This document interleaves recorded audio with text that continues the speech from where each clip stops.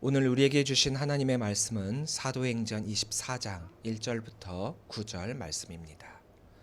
사도행전 24장 1절부터 9절 말씀입니다. 함께 한 목소리로 읽도록 하겠습니다. 닷새 후에 대제사장 아나니아가 어떤 장로들과 한 변호사 도들로와 함께 내려와서 총독 앞에서 바울을 고발하니라. 바울을 부르매 더둘로가 고발하여 이르되 벨릭스가 하여 우리가 당신을 힘입어 태평을 누리고 또 이 민족이 당신의 선견으로 말미암아 여러 가지로 개선된 것을 우리가 어느 모양으로나 어느 곳에서나 크게 감사하나이다. 당신을 더 괴롭게 아니하려 하여 우리가 대강 여짜옵나니 관용하여 들으시기를 원하나이다. 우리가 보니 이 사람은 전염병 같은 자라 천하에 흩어진 유대인을 다 소유하게 하는 자요 나사렛 이단의 우두머리라. 그가 또 성전을 더럽게 하려 함으로 우리가 잡아싸우니 당신이 친히 그를 신문하시면 우리가 고발하는 이 모든 일을 아실 수 있나이다 하니 유대인들도 이에 참가하여 이 말이 옳다 주장하니라. 아멘. 할렐루야. 오늘도 주의 잔을 차신 우리 성도님들을 주님의 이름으로 사랑하고 축복합니다. 우리 옆에 계신 분들과 인사 나누겠습니다. 사랑합니다. 축복합니다. 사랑합니다. 축복합니다. 우리는 매일 누군가에게 영향을 주고 또 영향을 받으며 살아가고 있습니다. 나의 말과 표정, 행동 의도하지는 않았을지라도 그것이 다른 이들에게 영향을 주면서 또 나도 눈치를 보며 영향을 받으며 살아가고 있습니다.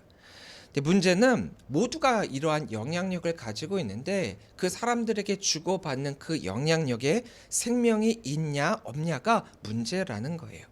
오늘 본문은 벨릭스 총독 앞에서 바울이 재판을 받고 있는 장면이 나오고 있습니다. 우리는 잘 알다시피 바울이 유대인들의 고발을 당해서 이제 이곳 가이사랴에까지 벨릭스 총독전까지 나와가지고 여기서 이제 재판을 받게 된다라고 하는 것을 우리는 보고 있습니다. 이 재판 장면을 자세히 들여다보면은 누가 참 생명의 영향력을 가지고 있는지 또 누구는 죽은 종교의 영향력으로 사람을 움직이고 있는지를 우리들에게 보여주고 있습니다. 자리가 사람을 만든다라는 말이 있죠. 이 말은 역할에 맞는 위치가 있다라는 거예요. 어떤 위치에 다다르게 된다라고 한다면은 그 위치에 맞는 역할을 그 사람이 감당하게 된다는 거죠.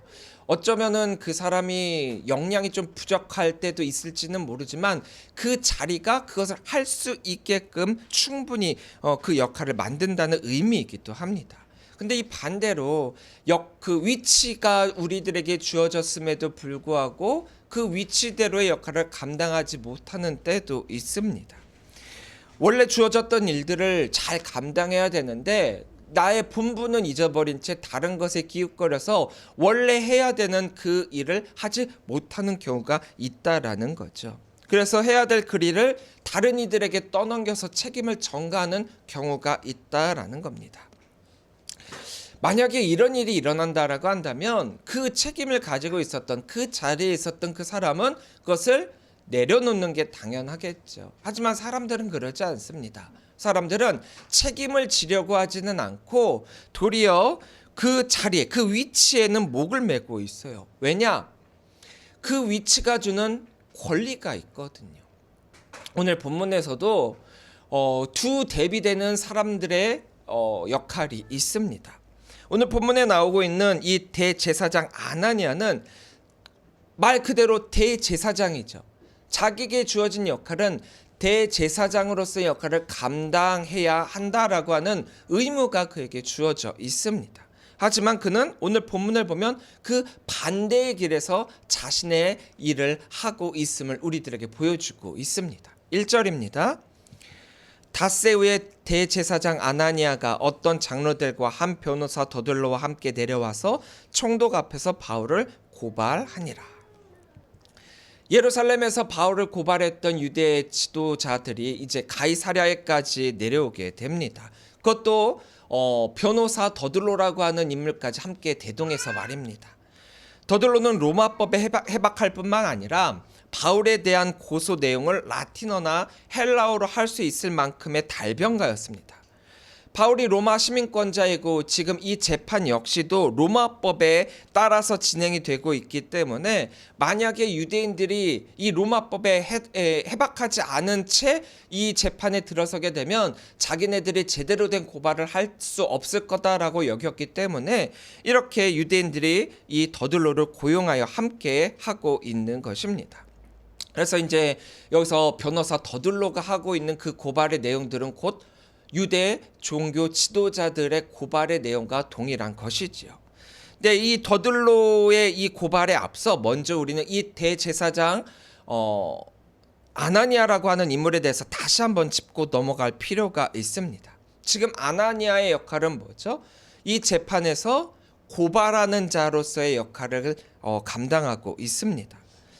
사실 이 대제사장 아나니아가 있어야 되는 것은 어디입니까? 성전이 있는 예루살렘이겠죠. 하지만 바울을 고소하기 위해 이곳 가이사랴에까지 서슴지 않고 달려온 그입니다. 우리가 지난주에 함께 살펴본 바에 의하면 예루살렘에서 가이사랴까지는 약 100km입니다. 오늘날로 따지면 차로 왔다 갔다 하면은 서울에서 천안 정도까지 되는 거리인데 뭐 차로 가면야 별것 아닌 거리겠지만 걸어서 이곳을 왔다 갔다 한다라고 할 때 거리도 거리고 걸리는 시간도 굉장히 오래 걸리겠죠. 그렇다라고 한다면 대제사장으로서 성전을 비우고 있는 이 시간 역시도 또 자기가 해야 될 그 업무까지도 내팽겨치고 이곳에 왔다라고 하는 그것은 그의 직분은 생명을 살리는 영향력을 끼쳐야 함에도 불구하고 죽이는 영향력으로서 지금 이 자리에 있다라는 사실을 우리들에게 보여주고 있습니다. 정말 바울이 고소당할 만큼의 엄청난 죄를 지었다라고 한번 해봅시다. 그렇다라고 하더라도 그래서 이 바울을 고발해야 된다라고 하더라도 바울을 직접 고발하기 위해 대제사장이 몸소 이 가이사랴에까지 이 예루살렘 성전을 벗어나 로마 당국에게 고발하러 이곳까지 왔다라고 하는 그것은 좀 언뜻 이해가 되지가 않아요. 그렇잖아요. 고발하는 일이 있어야 된다라고 한다면 이것을 그 다른 누군가에게 위임을 해서 그로 하여금 이 일을 진행해야 됐었잖아요. 그럼에도 불구하고 대제사장은 자기에게 맡겨진 역할, 임무, 직책을 내팽겨친 채 지금 이곳으로 나오고 있습니다. 과연 그는 대제사장으로서의 역할에 맞는 행동을 하고 있는 것입니까? 본래 성경에 나오고 있는 대제사장의 역할, 위치는 이스라엘 전체를 대표해서 하나님 앞에 서는 사람이었습니다. 특히 대제속일에는 백성들의 그 죄를 속하기 위해서 대신해서 성소에 들어가 피를 뿌리고 나아가 하나님과 백성 사이에 화해를 이루는 그 역할을 했습니다. 즉 대제사장의 본래의 역할은 정죄가 아니라는 거예요. 그 어떠한 사람의 죄를 정죄하는 게 아니라 그들의 죄를 백성들의 그 속죄와 회복을 위해 하나님 앞에 서는 자리가 그가 원래 있어야 되는 자리라는 거죠. 그리고 대제사장은 율법을 누구보다도 잘 알고 백성들에게 하나님의 말씀을 가르칠 그런 책임을 가지고 있었고 옳고 그름을 분별하여 공동체가 거룩함을 유지할 수 있도록 앞에 서서 그들을 영적으로 돕는 역할을 해야만 합니다.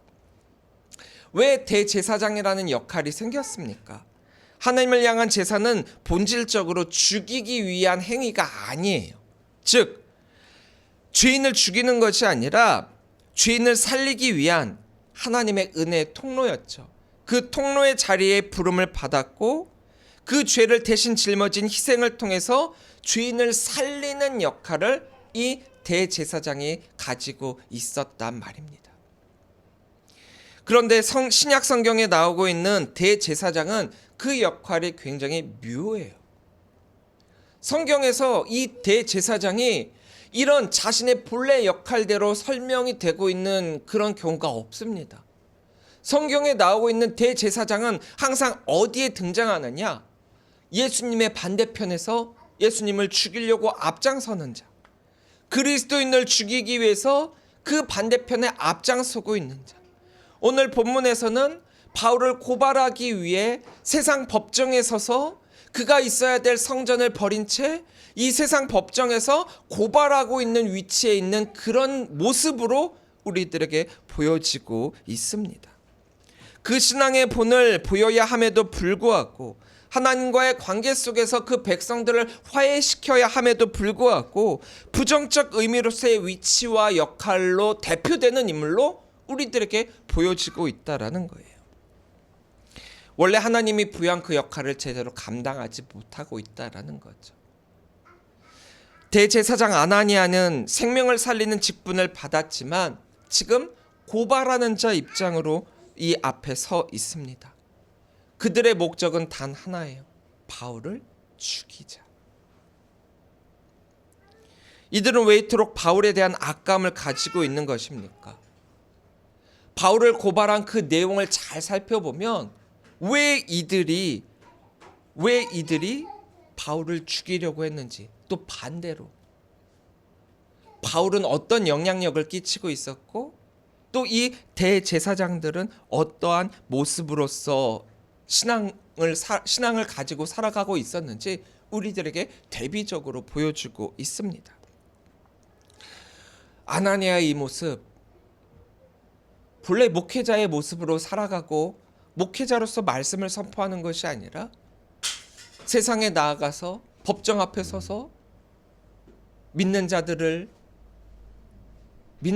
이끌어야 함에도 불구하고 그들을 세상에 고발하고, 또 그로 말미암아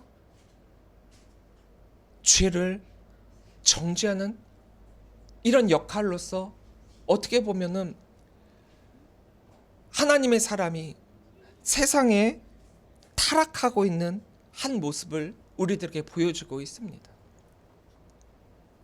정치와 종교는 분리가 돼야 된다라고 하죠.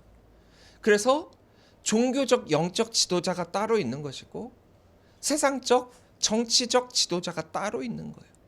그 둘이 함께 갔을 때 너무나도 타락했던 모습이 역사적으로 우리들에게 많이 보여지고 있지 않습니까? 근데 이 아나니아의 이 모습은 비단 한 인물의 신앙적 타락의 모습만을 우리들에게 보여주는 것이 아니라, 직분이 우리들에게 주어졌을 때 직분은 붙들고 있지만 그 직분대로의 생명은 세상 사람들에게 흘려보내지 못하는 모든 신앙인의 위험을 동시에 우리들에게 보여주고 있습니다. 비단 목회자만의 문제가 아니라 모든 신앙인들에 대한 문제라는 거죠.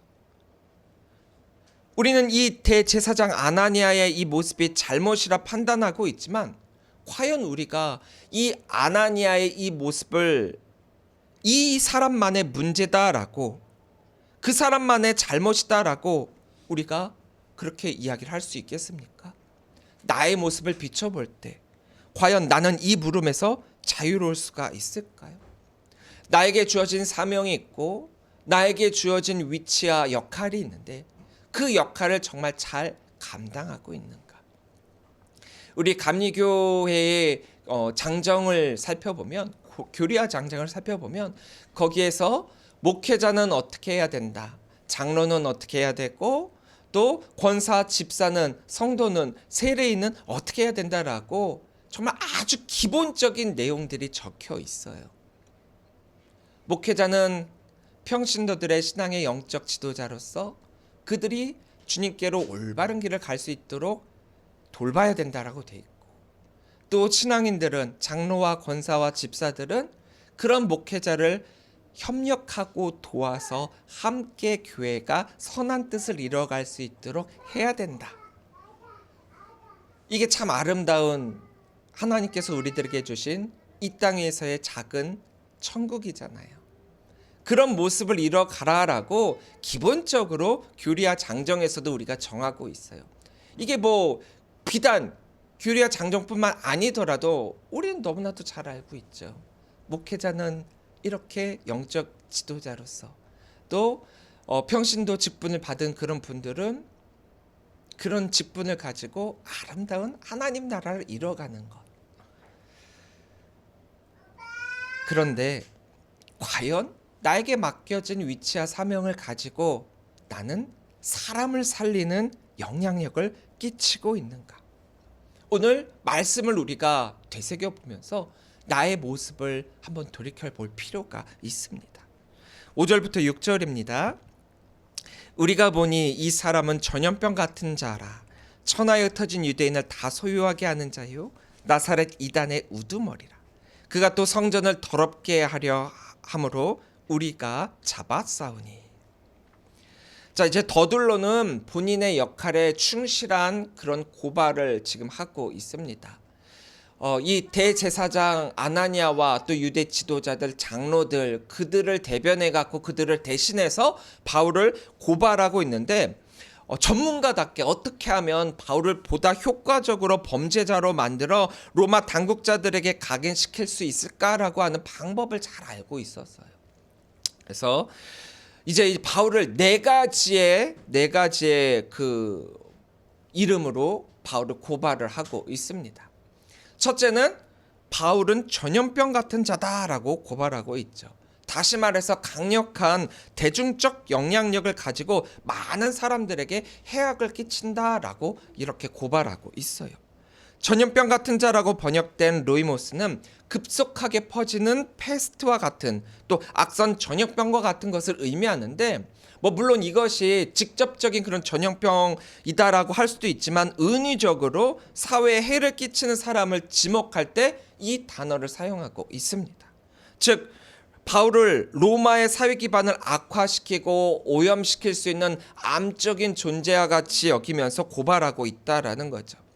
그러니까 이것을 정치적인 함의를 띤 그런 중대한 고발로서 어떻게 보면은 로마 당국자들이 볼 때 이 인물은 굉장히 위험한 인물이다라고 여길 수 있을 그런 고발이라는 거예요. 두 번째는 바울은 천하에 흩어진 유대인을 다 소유하게 하는 자다라고 고발하고 있죠.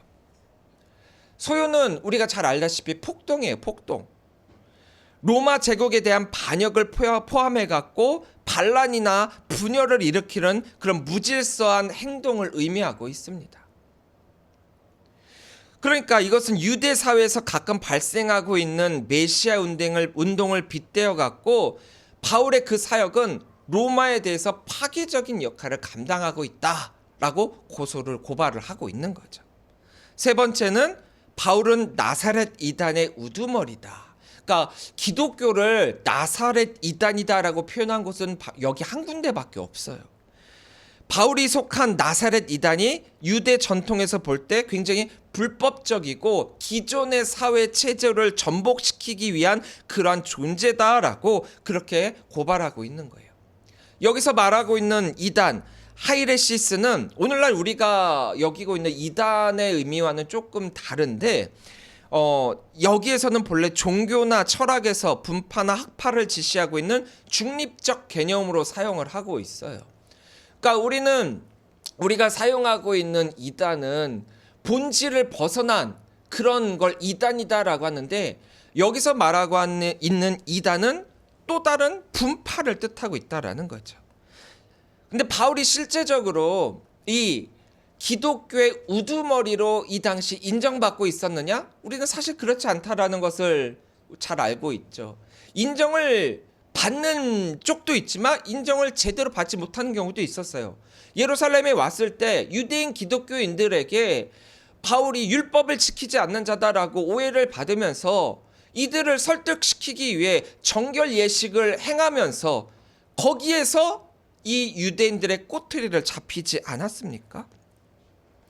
하지만 보다 과장을 해갖고 바울의 악행과 불법을 강조하는 이 더둘로의 계략이었었기 때문에 바울을 기독교, 그리스도교, 나사렛의 이단의 우두머리로 포장을 하고 있다라는 거예요.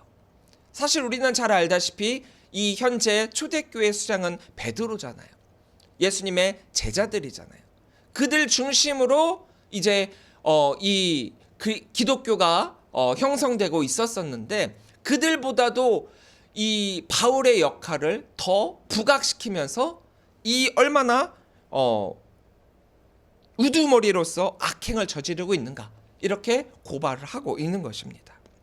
그런데 이 고발은 역설적이게도 이 바울이 유대 사회에 어떠한 영향력을 끼치고 있는지를 우리들에게 너무나도 잘 보여주고 있는 모습이죠. 영향력의 크기는 중요하기도 하지만 그 크기보다 더 중요한 건 어디에서 비롯되고 있느냐라는 거예요. 바울의 영향력은 정치적 선동에서 나오고 있지 않습니다.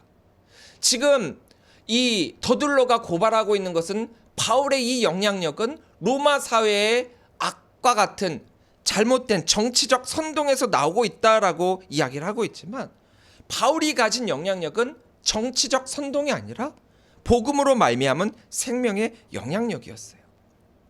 사람의 행동과 말은 누군가에게 영향을 줍니다. 감정도 전염이 되고 생각도 전파가 돼요. 군중심리라는 게 왜 생겼습니까? 나는 전혀 그런 생각을 가지고 있지 않더라도 많은 이들이 그러한 생각을 갖게 되면 한번 그래 볼까? 라고 하는 생각도 갖게 된다라는 거예요. 우리 반주자가 오늘 특송을 했던 광야를 지나며 라고 하는 이 곡도 우리들에게 선한 영향력을 끼치고 있는 곡이에요. 약 한 달 전쯤에 개봉한 영화 신의 악단이라고 하는 영화가 있는데, 그 영화에서 배우 정진훈 배우가 이 찬양을 하거든요.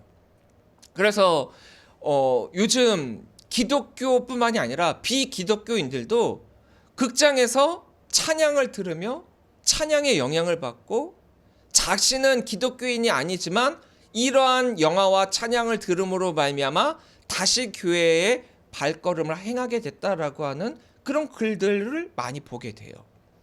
이처럼 이런 영향력이라고 하는 것, 이런 영향력이라고 하는 것은 굉장히 그 시대를 휩쓰는, 굉장히 어떻게 보면 이 더둘러가 표현하고 있는 것과 같은 굉장한 전염병과 같은 영향력을 가지고 있어요. 바울은 있으나마나한 사역자가 아니었다라는 거죠. 분명한 존재감을 가지고 있던 그런 사역자라는 거예요. 바울의 말과 행동에 사람들이 움직이고 그 영향에 따라서 그리스도인들이 되고 있는 것을 보면서 그 영향력을 무시하지 못할 정도까지 되었기 때문에 지금 이들은 바울을 이토록 강교하게 배제하려고 노력하고 있었던 것입니다. 하지만 바울의 영향력은 분명하게도 정치적 영향력이 아니었다라는 거예요. 로마에 대한 정치적 영향력이 아니라 유대교에 대한 종교적 신앙적 영향력이었어요. 즉 복음에 대한 진리를 선포한 그 능력이 유대인과 이방인들의 마음을 움직여서 그리스도인화 되게 했다라는 거죠. 즉 생명을 살리는 데 그 영향을 끼쳤음에도 불구하고 더둘러는 정치적 영향력으로서 사람을 죽이는 데 그 영향을 끼치고 있다, 로마의 해가 된다라고 주장하고 있다라는 거예요. 왜요? 그 영향력이야말로 유대교 자신들의 영향력을 잠식하고 있고 자신이 주장해야 될 그런 권한을 축소시키고 있고 참된 생명으로 말미암아 자신들의 거짓 진리가 드러나고 있기 때문이었죠. 어떻게 해서든지 이거를 감출 필요가 있었던 거예요. 그래서 그것을 있는 그대로 이야기하면 너무나도 뻔한 것이 되기 때문에 이렇게 시선을 돌려서 그 영향력이 로마 제국에 끼치고 있는 것처럼 소금 뿌리고 있다라는 거예요. 넷째, 바울에게 제기된 마지막 혐의는 성전을 더럽히려 했다라는 겁니다. 이거예요. 사실 바울을 잡아들여 재판받게 하고 있는 가장 큰 이유는 이겁니다. 이게 모든 일의 발단이었죠. 유대인들은 바울이 이방인 드로비모를 성전에 데리고 들어왔다라고 착각을 하고 있어요. 율법상 이방인을 성전에 들어오게 하면은 성전 모독이라는 거죠. 성전의 정결 규정을 어긴 범법자라는 거죠. 이게 가장 그들에게는 컸고 이것이 꼬투리였고 이것으로 바울을 정죄하려고 했던 거예요. 그런데 가만히 잘 살펴보십시오. 자신들이 주장하고자 하는 이것만으로는 이 로마법으로 행하고 있는 이 재판에서 이길 리 만무해요. 앞서서 봤다시피 이것은 유대인들 너희들의 종교에 대한 것이니 나와는 상관이 없다, 우리와는 상관이 없다라고 손을 털 수도 있는 거거든요. 그러다 보니까 이것은 그냥 끼워 넣기식 하는 것처럼 살짝쿵 넘어가고 그 앞에 세 가지 정치범으로서 이 로마 제국의 소유를 일으키는 자로서 불법을 행하며 나쁜 영향력을 끼치고 로마 제국을 흔드는 너무나도 악독한 이로 이 바울을 포장시키며 그것을 고발하고 있고 자신들의 본래 목적이었던 이 성전을 더럽히고 있다라고 하는 이 내용은 살짝 엎혀서 가게끔 고발하고 있지 않습니까? 로마 제국에 대해서는 정치법으로, 유대에 대해서는 종교에 대한 신성 모독으로 인한 범법자다라고 고발하고 있습니다.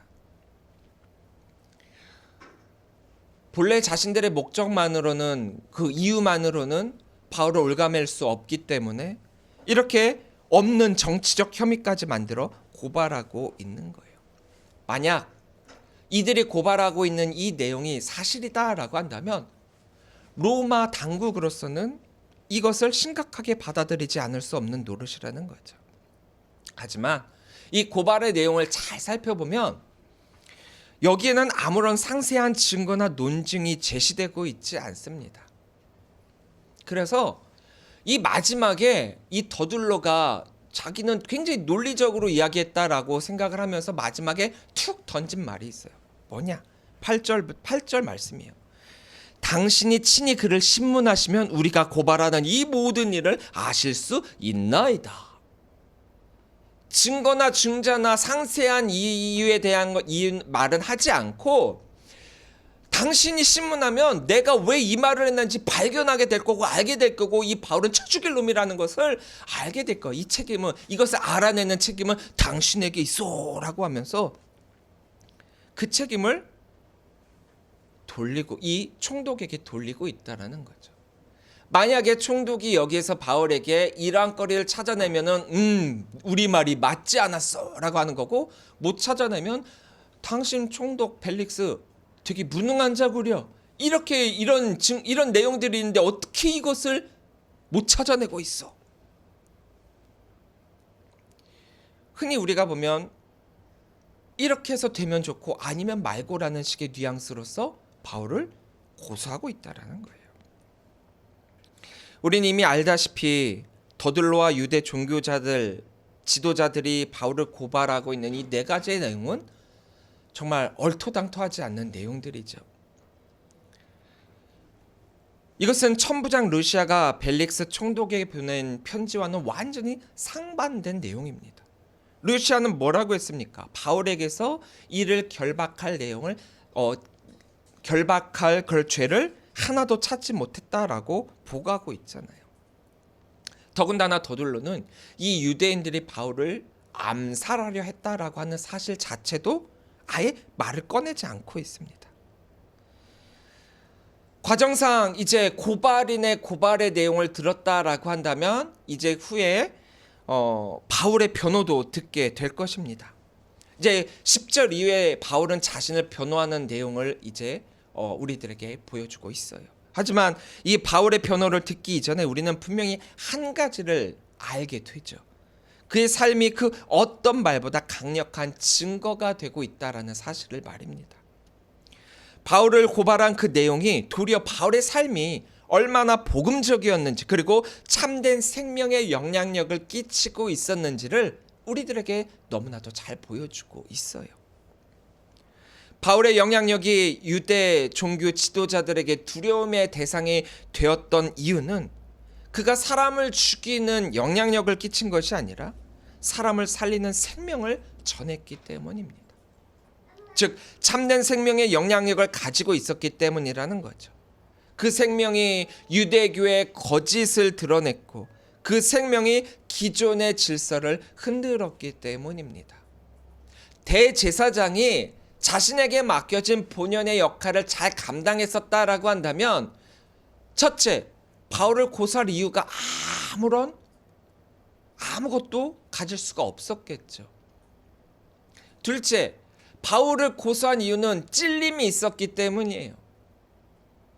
셋째, 바울에 대한 그런 억한 심령을 가지게 된 것은 바울에게 입 닥쳐라고 했는데 바울이 그 권위에 순종한 것이 아니라 대들었기 때문이에요. 보복성도 있다라는 거죠.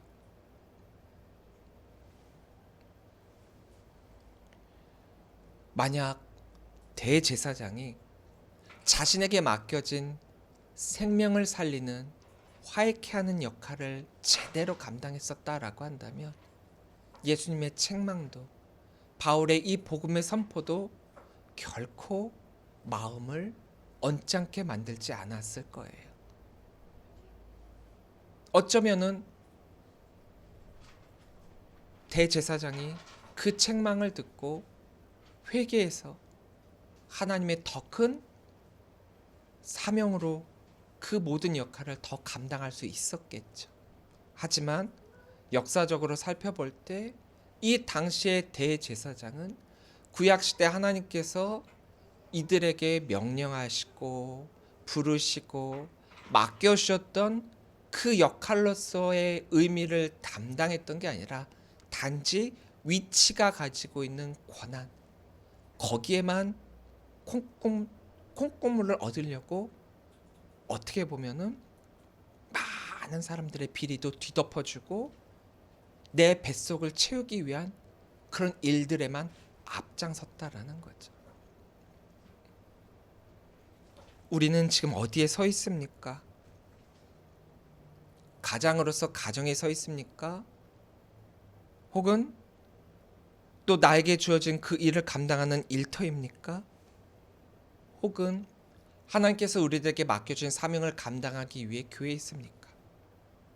또 내가 서 있는 그 자리가 어떤 때는 억울함의 자리입니까? 오해의 자리입니까? 그런데요, 지금 내가 어디에 서 있느냐, 그것보다 더 중요한 것은 내가 서 있는 그 자리에 생명이 흘러가고 있느냐, 그게 더 중요합니다. 우리는 매주 예배 자리에 앉아 있지만 이 시간이 지나고 세상에 나아가게 됐을 때 참된 생명의 영향력이 없이 있는 듯 없는 듯 그 세상 속에서 지낸다면 우리는 우리에게 주어진 생명을 살리는 사명에 순종하는 것이 아니라 그저 자리를 지키는 자로만 그칠 뿐입니다. 여기에 좀 과장을 더한다라고 한다면 마치 자신에게 주어진 그 자리와 기득권을 지키기 위해 없는 죄까지 만들어서 덮어씌우고 있는, 바울에게 뒤집어 씌우고 있는 유대 종교 지도자들과 같이 말입니다. 지도자는 지도자로서의 역할이 있잖아요. 백성들이 올바른 길로 갈 수 있도록 이끄는. 그 앞에 또 영적이라는 말이 포함이 된다면 실제적인 이 사회에서뿐만이 아니라 하나님께 나아갈 수 있는 좋은 길잡이로서 우리가 흔히 잘 말하는 좌로나 우로나 치우치지 않고 오직 주님만을 바라보며 나아가게끔 하는 그 역할을 감당해야 되지 않습니까? 사랑하는 성도 여러분, 오늘 본문에 등장하고 있는 이 아나니아와 바울이라고 하는 이 두 인물을 우리가 바라보면서 두 가지 삶의 방향을 우리가 바라보게 됩니다. 아나니아는 대제사장의 자리를 지키고 있었지만 그 자리에서 생명을 흘려보내지 못하고 있습니다. 바울은 지금 비록 죄인의 입장에 신분으로 피고인의 자리에 서 있지만 그가 있는 곳마다 생명의 영향력을 나타내고 있습니다. 그의 삶을 통해서 생명이 흘러가고 있다라는 거예요.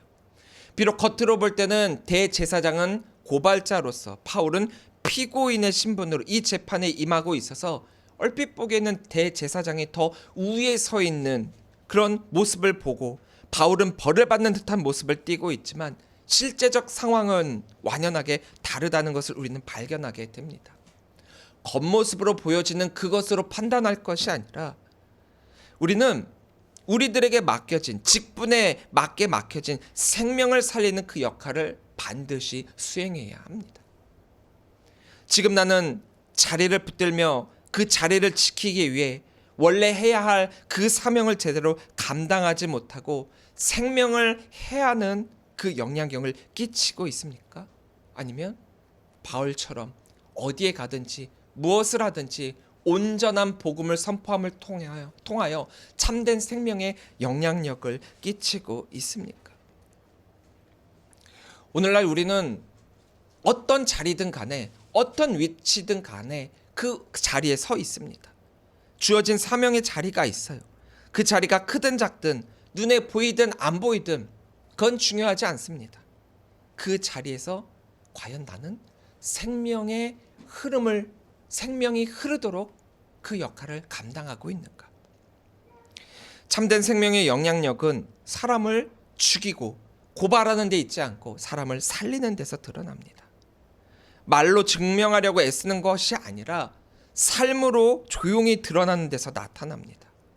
억울한 이 더들로의 이 고발, 이것은 도리어 바울이 제대로 된 사명의 길을 걸어가고 있음을 반증하고 있습니다. 바울의 사명이 참된 생명의 영향력을 가지고 많은 생명을 살리고 있다라고 하는 거죠. 그렇게 세상은 더더욱 이 바울의 사명을 흐트러뜨리려 하고 있습니다. 오늘 우리가 이 말씀을 듣고 이 예배를 마치고 다시 세상으로 나아가게 될 때 우리가 이 아나니아처럼 자기의 자리만을 지키기 위해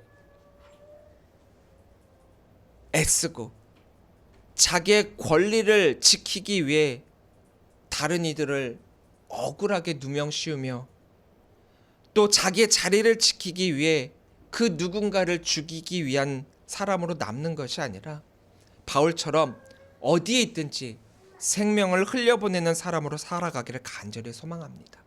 그리하여 우리의 말과 선택과 삶을 통해 참된 생명의 영향력이 믿지 않는 모든 이들에게 흘러가는 그 사명을 감당할 수 있는 저와 우리 언약교회 모든 성도님들이 되시기를 주님의 이름으로 간절히 축원합니다.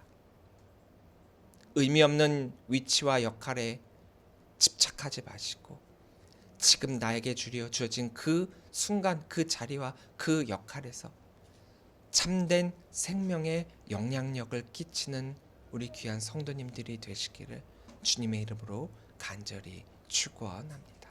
기도하겠습니다.